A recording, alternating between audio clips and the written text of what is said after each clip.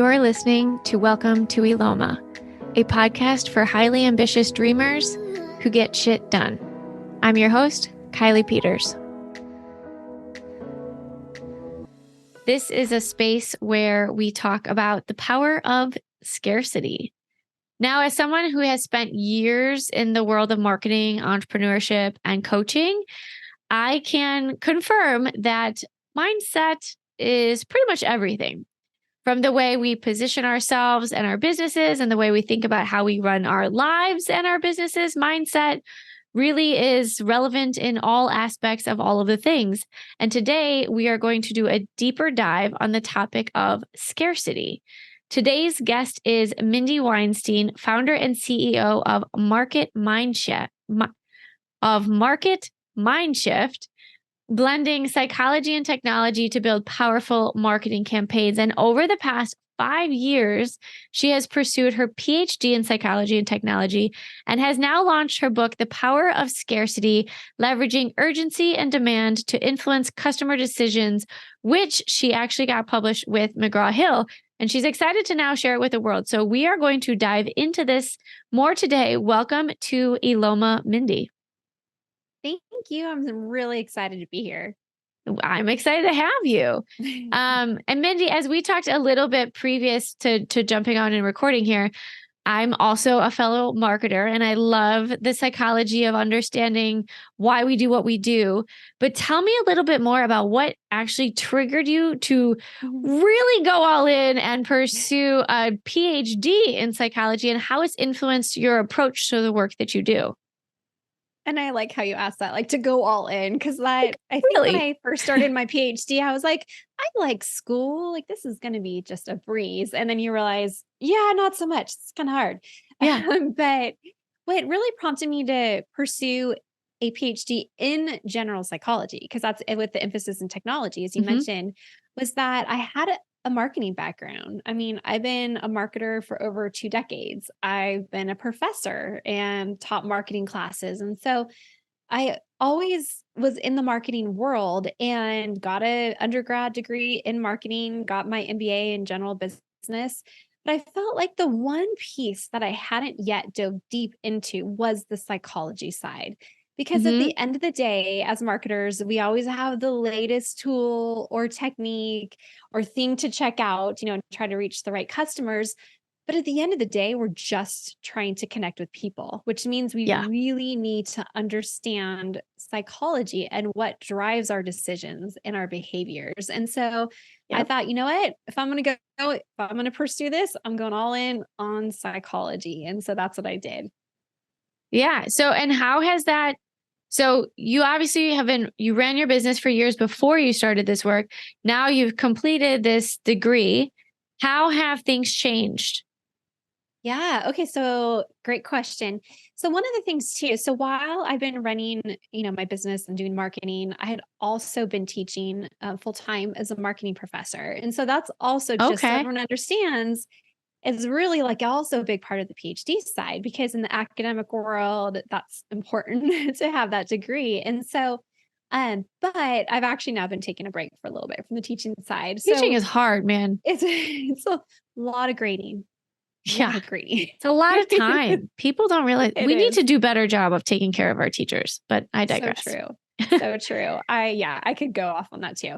But going back to like how, and I think your question was, how has it really like changed things or evolved things? So it's been interesting because I have always applied a bit of psychology, throughout the years in what I'm doing.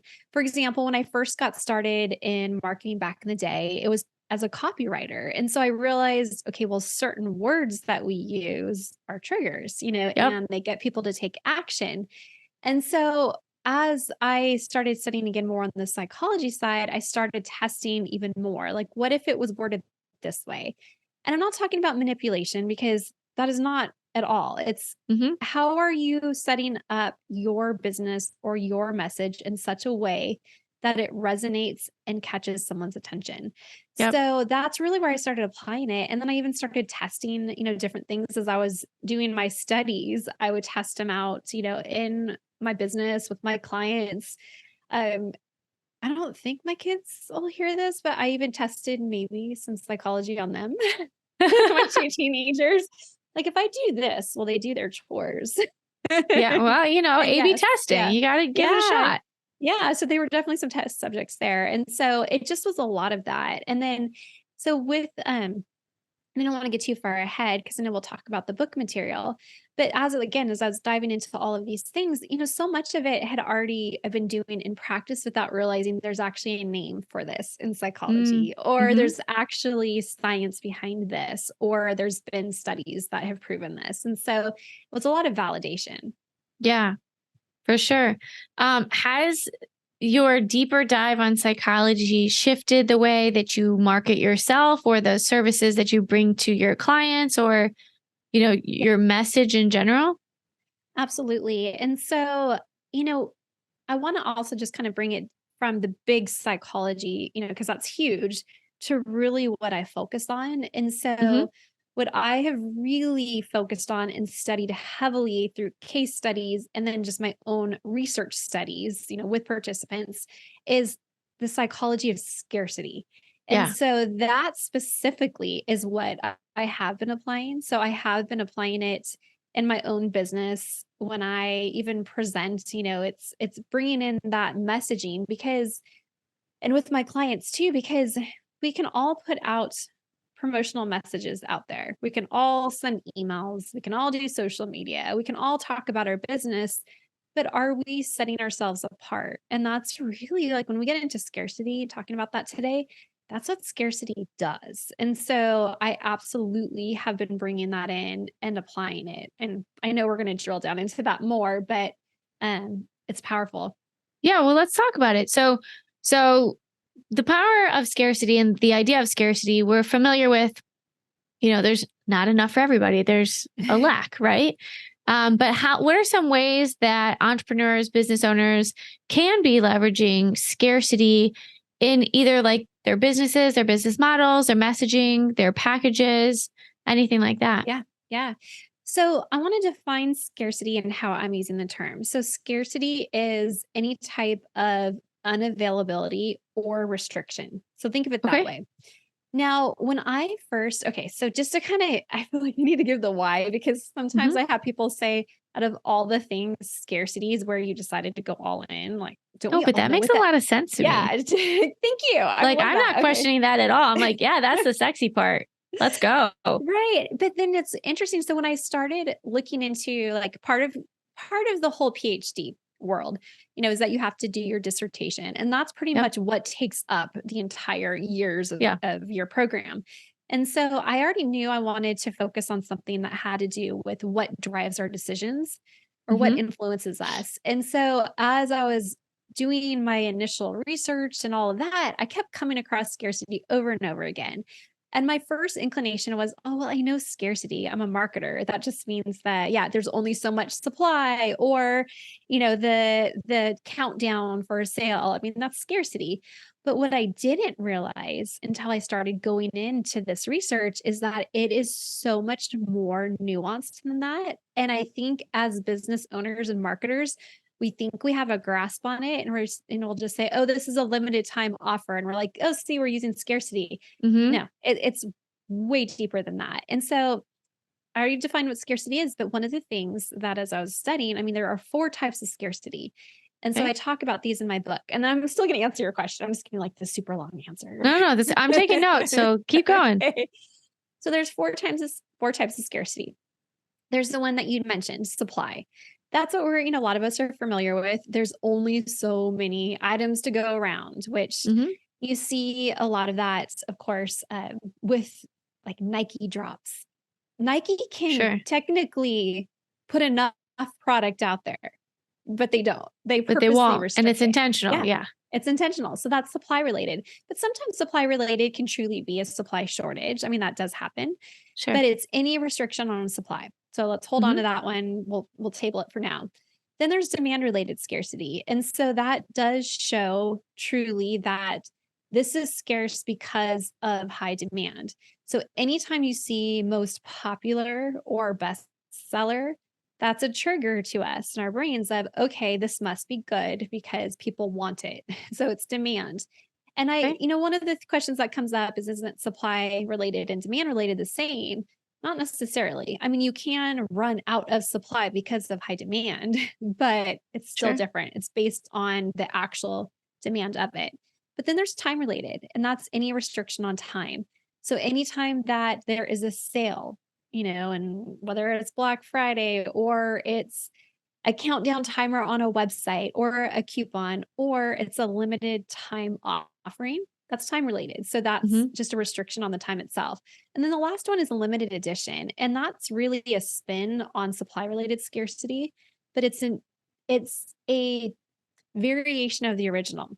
And this one you can still do with services. People don't realize it. Yeah. But if you have a service, you could do a service bundle for a certain period of time. You could Hmm. offer something like I do a lot of consulting with real estate agents of, hey, why not be creative and say, for any buyers who close their transactions during this time period, they get free tacos for the year or whatever, something like that. Cause now That sounds good. it's a limited edition service. It's the taco real estate. I don't even know. Like that kind of trailed off on that one. But there's different things you can do. So with that being said, there's a four types is that they work for different customers. So if you have an audience or a customer base that they truly, truly value being unique in some way or Hmm. different or feeling special, which is a lot of us actually in our Yep. culture, then supply related scarcity and limited edition going to really appeal to that customer. They don't want necessarily something that's most popular because then that means everyone else has it. They want to be Yep. special. So, and I'll give some more tactical examples in just a little bit, but demand related scarcity, that's really good if you have, let's say, a product or service that is still fairly new and you are trying to show more credibility, then you can show that, this amount of people have purchased, and you have sometimes if it's e-commerce based where it says how many are left, or you can put a designation of bestseller or most popular. That's Hmm. what 1-800-Flowers does. And I interviewed the CEO of 1-800-Flowers in my book. And so he said, we have so many different floral arrangements. So people will go on the website for Valentine's Day. They don't know what to buy. So we help them out and we put, the bestseller or most popular because Yep. now we know what's in high demand. So it helps people make quicker decisions. Hmm. So if you have a product that doesn't necessarily need to be unique for someone to feel special, but you're just trying to help them. Or the other thing with demand related is if you have an audience who really wants to feel like they belong to something, a community, then demand related Mm. is really good for them. Time related works for most of the different types of customers, but it doesn't work for every product or service. So if you have something that's more luxury based or high end, don't do time related. You want to stay away Okay. from that one. And so, kind of giving you an idea, and I can give you practical examples as we go. But what I love about scarcity, and as I've been just keep diving in and consulting and testing, is that it doesn't cost you money to implement it. It's just changing your words. I mean, that's all it is. It's just changing Words your matter. words. Yep, words matter. Yeah. Yeah. Okay. So can you give us a couple examples of Yeah. like, oftentimes people will do this, but Uh-huh. really this is much more impactful or effective. Yeah. Yeah. Absolutely. Okay, so let's say we'll just run through them and I'll give you some brand examples too. So, supply related. So, let's say that you decide you're going to go that route and you're like, my audience or my customers, they do want to feel special and they want to be Hmm. unique. Well, there's a couple things you can do. So, let's say that this would work for service or product oriented business, doing invite only events for certain customers, Okay. huge on the supply related because that's exclusive and people love that. Having any kind of VIP membership falls within supply related and it ignites that feeling of, again, I'm unique, I'm special, I have something that not everyone else has. That's Hmm. really, really big. You might also choose to have certain products or services that you don't offer all the time. And when you do that, you let them know that this is an exclusive offering. Okay, I'm gonna give you a bunch of examples. Yeah. Yeah. We're Go just for gonna it. I'm on a roll in my head here. So Even having like if you already have your customer base or even email base of letting, let's say, your more loyal customers and letting them know that they're your loyal customers. Let them get early access to something that you're offering. Because even though that might not seem like scarcity, it really is because it's restricted. You're only letting a Mm-hmm. certain amount of people to do this. So that's really, really big. I already gave you the Nike example for supply related, Yeah. but I'll give you another example, and it's one from my book too. And so, supply related, when we think about this, I mean, there is an example I want to give is actually more of an event based business, just to kind of broaden the Sure. examples. And so, they have a membership community and they have events every single month. And so, what they have started to do is, which we see this sometimes, where they have an event coming up, they always let people know this is how many seats we have available because it's actually natural scarcity. Mm-hmm. This is how many we can only fit 50 people in this room. We can only have 50 chairs. And so they do make a point to let people know with emails, we have this amount left and then we have this amount and they Mm-hmm. just start counting down. And when I interviewed the founder of that company, he said, when we don't send out messages like that, he goes, our community actually gets upset because they want to know. And so it's supply related. Mm, And of course, it does show a little bit of demand. So sometimes these do cross over a little bit, sure. but it does show that too, that there's the supply does dwindle. And then also, again, with the demand side. But you can also even do it if you were in a sales conversation. So let's say you are a consultant and you work directly with clients. Well, you don't have more than 24 hours in a day. We all Mm-hmm. have the same amount. You can only work with so many people. That's natural scarcity. So Mm-hmm. making a point to say, during that call with the prospect of, I work with 5 clients at a time and I do have one opening right now. Mm-hmm.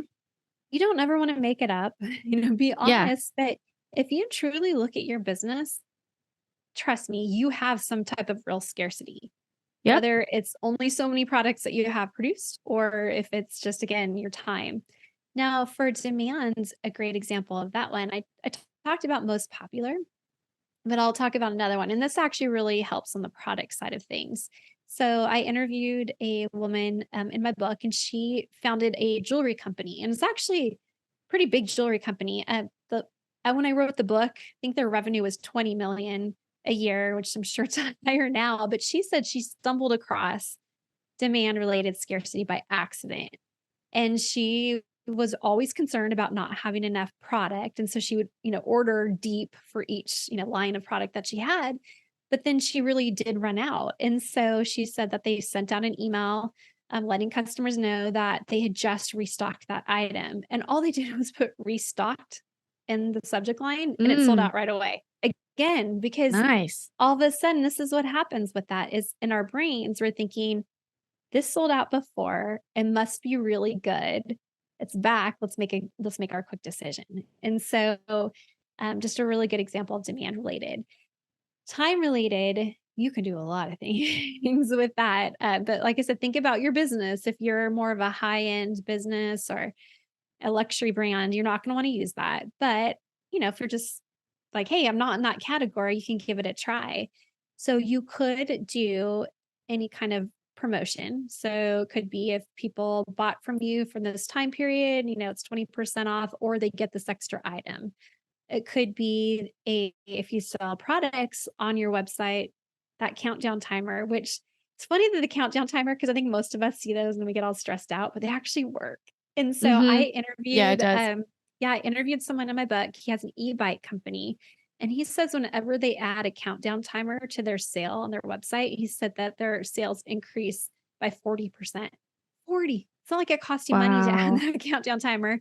But you could also, let's say you're doing an event or you have something special coming up.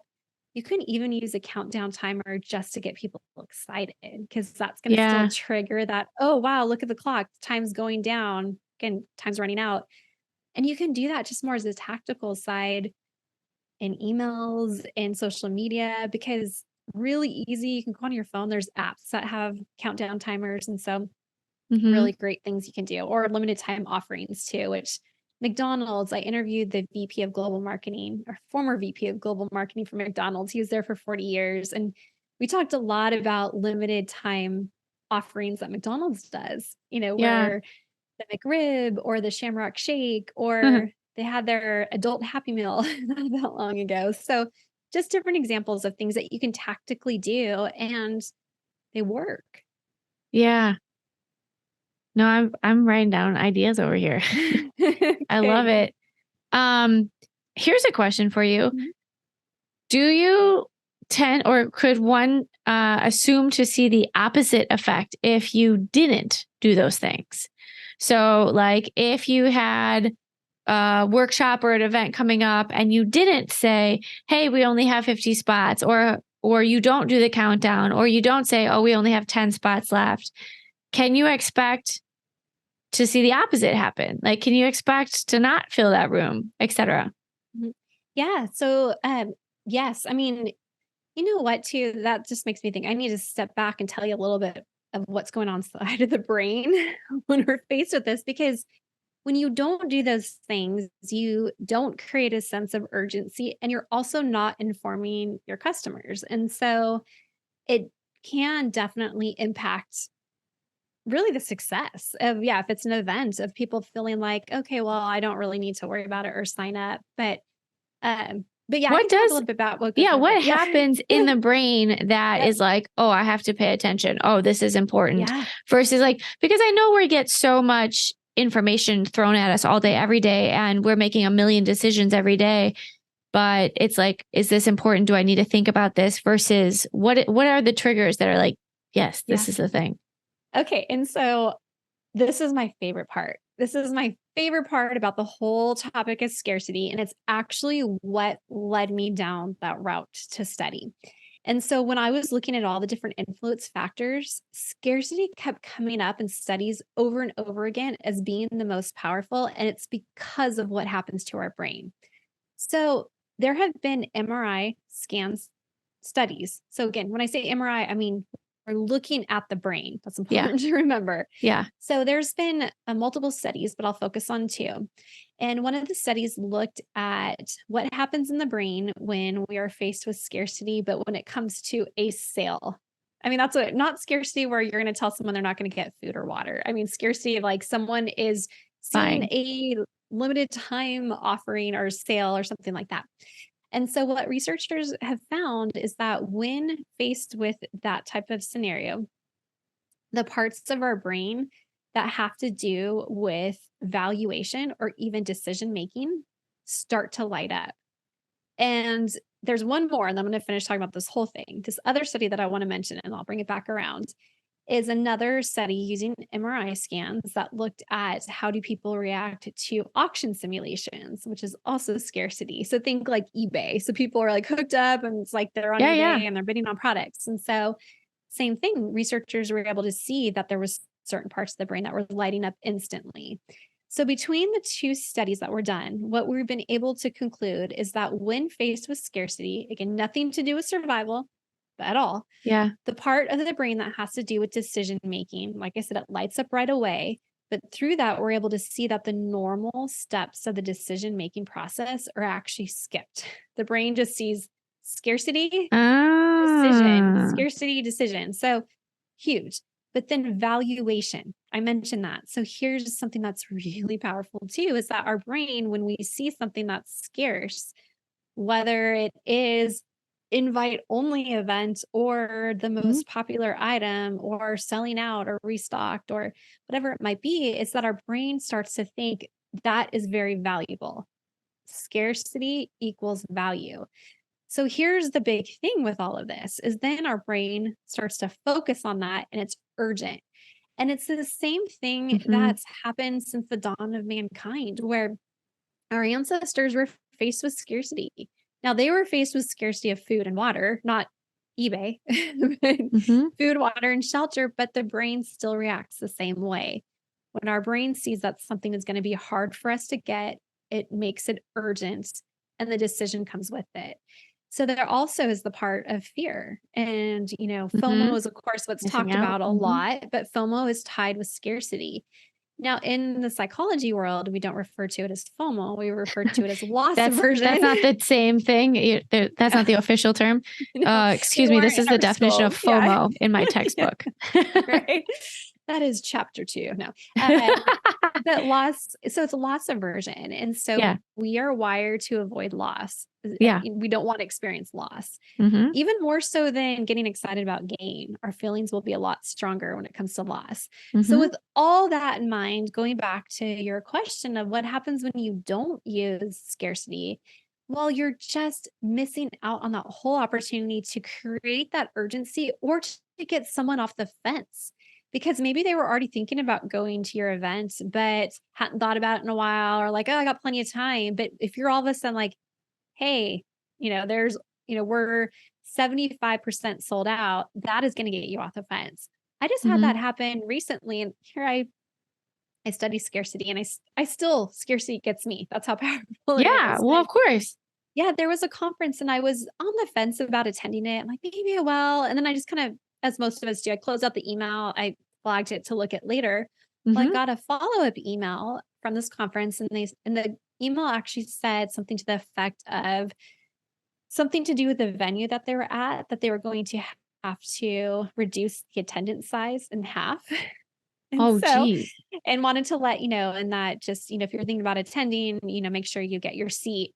Well, I got off the fence because I was like, I wasn't sure, but now I'm like, oh, I don't want to miss my Like there's chance to go. 50% less available. Count Now, me in. right. And obviously that's not going to be the case for every event, but it was truly the case with this one. So again, real Yeah. scarcity got me off the fence. But letting people know, I mean, it's to me, letting them know it does get them off the fence, but it also just even creates that relationship of you're keeping them informed. Now, you don't want Yeah. to ever make anything up because if people show No. up and there's like almost empty, Yeah. They're because like, we're sold you out. lied. You're a Yeah, liar. exactly. So it has to be real. Yeah. Um, Mindy, you've talked a little bit about like why you wanted to get into this, some of your favorite parts of studying this topic, but what's your favorite part of your book? Yeah. So, and that's actually a harder question because I can tell you this. Okay. So, Or like all favorite like, topic, favorite like okay, I was going to say, experience. well, I Like love like what was all the the favorite chapters. piece? Yeah. Yep. Well, I mean, really the most interesting piece to me that I included had to do with what happens in the brain. And I wish I mentioned already, but I will say just overall, my favorite part of the book are the stories that I have weaved in. So here's the thing, and I want to tell you this part. So I had been studying scarcity for years, again, academic and testing and practicing it in my business. But when I started working on my book, I knew that I wanted to include a lot of different examples and case studies. Really, they're case Mhm. studies or whatever in Yeah. my book. And so I ended up interviewing, I already mentioned I interviewed the former VP of global marketing at McDonald's. I interviewed Kevin Harrington, who was one of the original sharks on Shark Tank. And Mm, he's the creator of the infomercial, which is super interesting. I interviewed the founder of 1-800-Flowers and they own Harry and David. And so I'm telling you, I have a lot of stories like that. What was so interesting for me is that I already felt like I knew scarcity inside and out. And then when I started talking to these different brands, I'm like, they are using it in a whole way that is so fascinating. And there's different outcomes. So I talked about what happens in the brain, but I will tell you that Harry and David, they use scarcity to create community. So they have these like subgroups of people and they invite interesting. customers and they'll say, if you are love gourmet food, or they have different calls to action in their emails, we have the subgroup coming up. There's usually 20 to 30 people, I think, that they had in there. And these people would get access to special products, but it built Hmm. community because those people would start to interact. Same thing when I interviewed another business, they brought up community that when people were waiting for their product because they were on a wait list. Oh, I didn't even mention wait lists. I forgot about that. Did you hear that? Yeah. I'm sorry. Good. For whoever Um, is editing No, this, yeah, there I was know. I forgot about the national alert. national alert happening right now. So Let's talk about wait lists. Okay. Yeah. Okay. So going back to, to wait lists. Well, okay. Let me just close out the thought about the businesses that I interviewed, and then we'll go back to wait lists. So to me, as I mentioned, the most fascinating part was talking to these different brands and just realizing that they're building communities, they're building relationships, they're having fun with scarcity. And it was just fascinating to see the outcomes of scarcity beyond what it's doing to the brain. But wait lists. So I didn't even mention that. So I want to make sure and bring that up because that's a really easy thing to do for your business is that if you have, again, a consulting business and you can only work with so many people, or it's a service oriented people or business, then it's okay to say, like, while we might not be able to work with you at the moment, I would love to add you to our wait list. So when we have an opening, we can start the relationship. And that's a huge thing because you're not going to then lose that person. It makes them actually want to work with you even more. But you could do the same thing with products. I mean, if a product sells out, put people on a wait list. If you have an event coming up, put them on a wait list. You have a new launch, wait lists are big. And so they show credibility and they even create excitement too. Yeah. No, that makes a lot of sense. Mindy, so you've launched your book. There's lots going on. We've talked a lot about the book. What impact do you want to make on the world, and or what legacy do you want to leave? That is not an easy question. No, it's not intended to be. It's supposed to be a thinker. It's interesting because I have talked, of course, a lot about the book and scarcity and all of that. But when I think about my legacy, I just want to be remembered literally as someone who helped other people. And this was something that was a huge part of when I was a professor. If I could help one student figure out their career, which is going to change the whole trajectory of their life, like, Yeah. wow, like that's huge. And so I think about that actually a lot. And yeah, it does still tie with what we're talking about. If I can help a business owner take some of these principles and catapult their business and leave a legacy for their family, again, that's big. And so I think a lot about that. I don't want to just be remembered for, I did this or that. It's how did The impact. what I told someone or helped or mentored someone and what did it do in their lives? Yep. I agree with that. I apologize, but I got one more for you. You ready for this? I don't know. What is your greatest insight or discovery about life and entrepreneurship? Okay, that's deep. That's really deep. Well, I will tell you that I didn't set up, I don't think of myself as an entrepreneur, even though I have my own business, because it wasn't like I thought, oh, I'm going to do this. It's that it just happened. Yep. It just As it happened. does for most people. Yeah. And so I think for me, like one of the biggest things that just lessons learned or insights is just it's the perseverance that even those times where you're just, oh my gosh, I can't do this. One of the things I've told myself, and actually came from my mom, who's an entrepreneur, is that, you know what? If you need to sulk or be stressed today, you do it. But then tomorrow you're going to get up and you're going to get right back on it. And Yep. that is something, a lesson that I still have to tell myself those pep talks sometimes, like, okay, you got this. Yep. And it's just, let's start the next day new. Yep. Yeah. Tenacity and resiliency. Absolutely. No, I totally agree. Mindy, thank you so much for sharing all of these tips. I've taken down lots of notes. I hope that everybody who's listening has also been taking down notes and can take your words of wisdom, improve their businesses. And for everybody listening, don't forget to go ahead and check out her whole book.